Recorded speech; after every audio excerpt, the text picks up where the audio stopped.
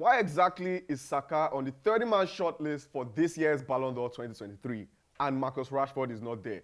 Hear me out. Saka did not lead Arsenal in goal stats. He did not lead Arsenal team. He did not lead the Arsenal team in assist stats. He didn't win anything with Arsenal. Arsenal won zilch cups last season. He also did not do jack with England. So why exactly is Saka on that list over Marcus Rashford?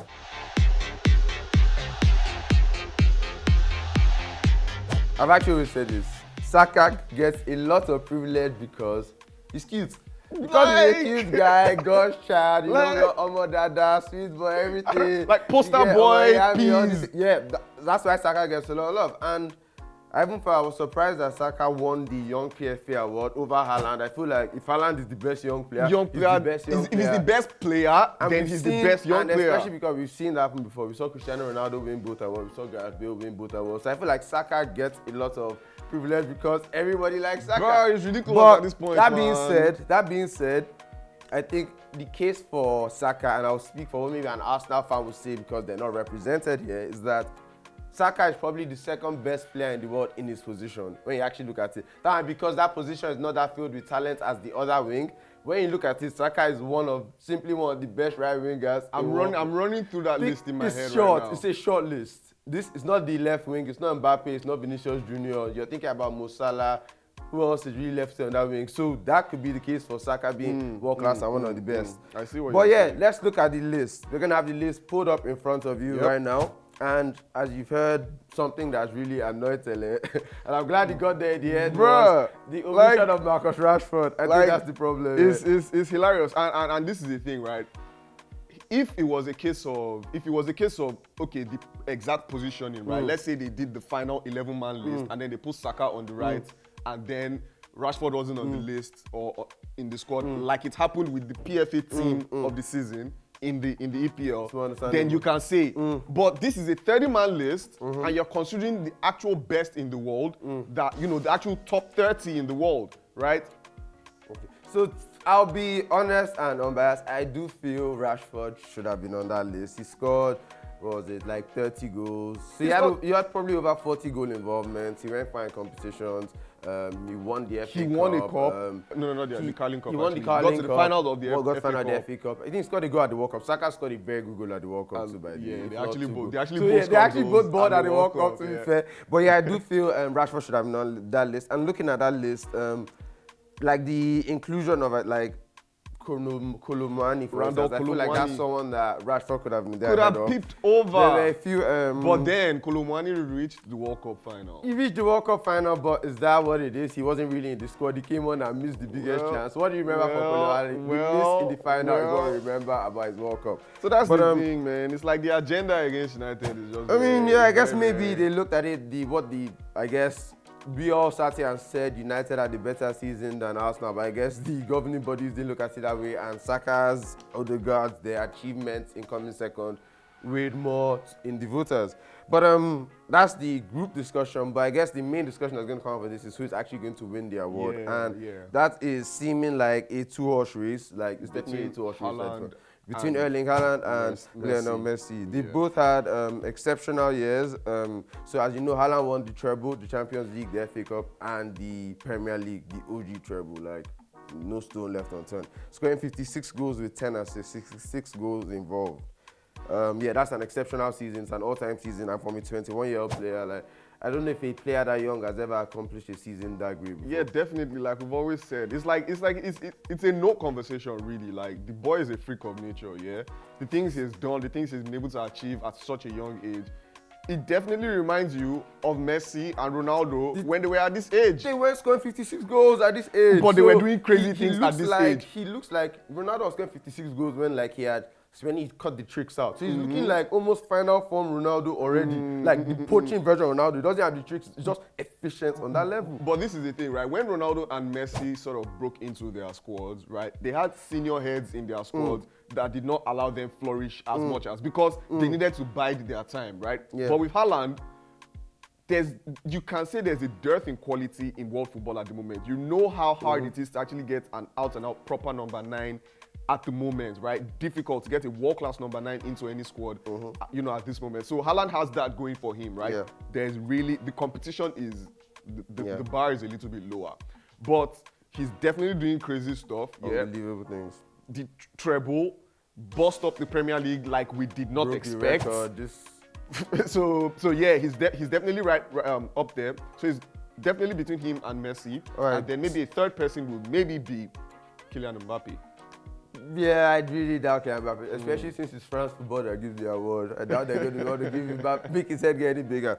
But the case for Lionel Messi, on the other hand, is, as we know, he won the World Cup, the most prestigious award in the game. He won the League On, and he also won the cup that they have in the Coupe de, whatever they call it. Whatever they call it. However, he did score 41 goals, create 26 assists, involved in 67 goals, one more than Erling Haaland, winning the World Cup. So it's a tricky year because for me, in any other year, Haaland is the Ballon d'Or winner. Yeah. Obviously, he won everything and we know how it goes.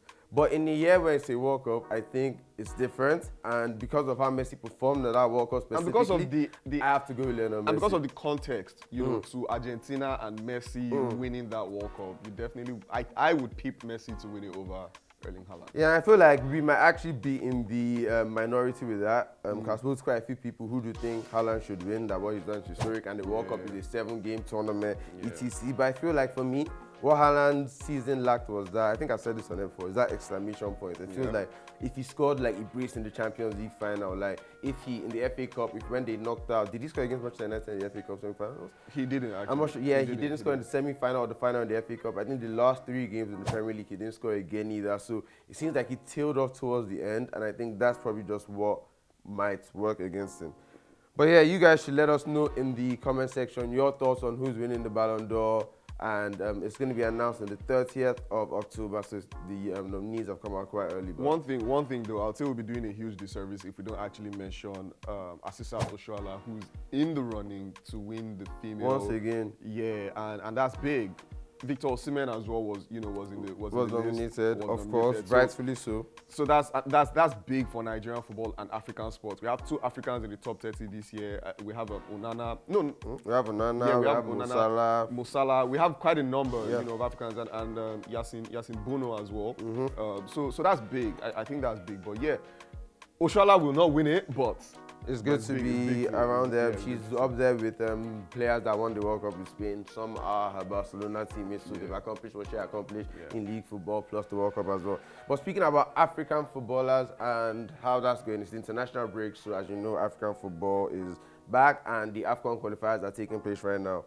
Nigeria are pretty safe in that regard. And one thing, so the real news coming out from here is the lineup and who was selected for the lineup. So I'm just gonna, we're gonna put the lineup on the screen here for you now. And this is the latest squad for September 2023. Looking at this squad, it seems quite top heavy to me.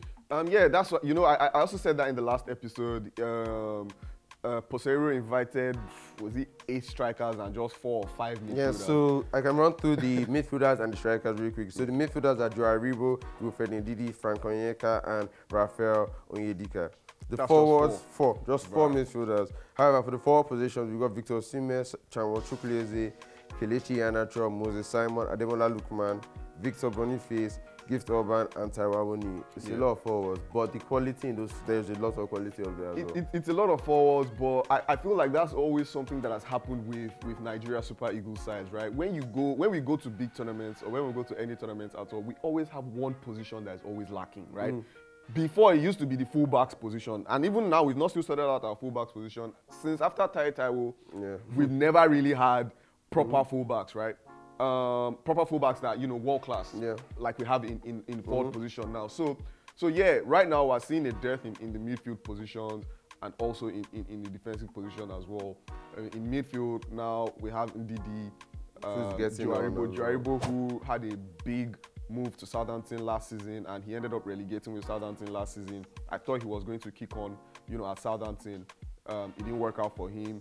And Southampton, and that is sad to see the trajectory of his career. He's somebody that I really tipped to do really well.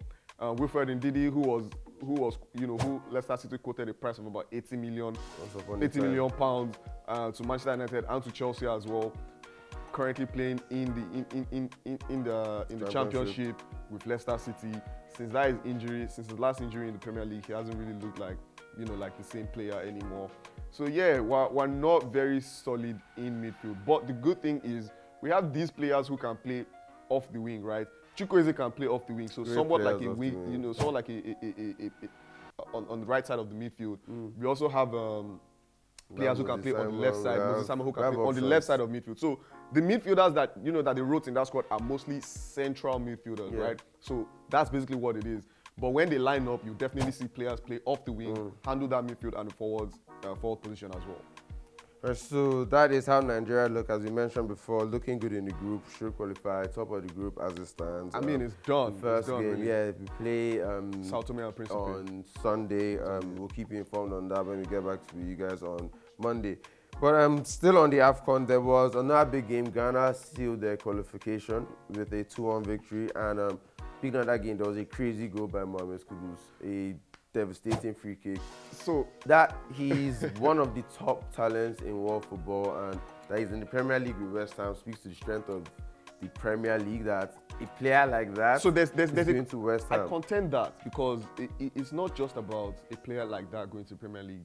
Mohamed Kudus is the kind of talent, and I promise you, and I'm sorry to go back to like the racist and and white man tendencies in football. If Mohamed Kudus was a white man, I promise you Manchester City and other big clubs in Europe will be lining up for that boy. That boy is a solid player. Yeah, he's a solid player. He has good football intelligence. The clubs in Europe can't get him. Like the Inter Milans, the AC Milans, it's only the Premier League clubs and second clubs. But the point being, they did not actually try to get this boy. No, that's my point. He's a player of that talent. Like, we've reached a turn in football that is actually not. They have to go to the Premier League, and if the big boys don't have it, like Ansu Fati is going from Barcelona to Brighton. Barcelona wearing their 10 shares to Brighton. We're actually in that place before where Premier League clubs can. Yeah. It's a joke. They can actually give you 120k, 130k. And it's funny that EPL pundits and likes are now crying foul now that Saudi is doing it to them. But the rest of Europe has been saying that about the Premier League for years. That's what Florentino Perez was banging his head about, that the Premier League, we can't compete with this great Super League. And now we're at a level where, and I think now the Premier League is probably at a level where there's the most quality in the Premier League. I think so. If you just keep going down the Premier League, almost up until the 10th best team in the Premier League, you're finding a world-class player that you, like, what the hell is going on? 100 M players at West Ham, Brighton, everywhere you look. It's insane. But not to speed off of that conversation. We're trying to talk about the AFCON and so yeah, Kudus, back. Just a quick little tangent there. Kudus, a crazy goal. Ghana have secured their qualification. 2-1 was the equalizing goal, so it was a clutch free kick. The boy is a baller, and Ghana is one of the most settled sides in African football at the moment. Their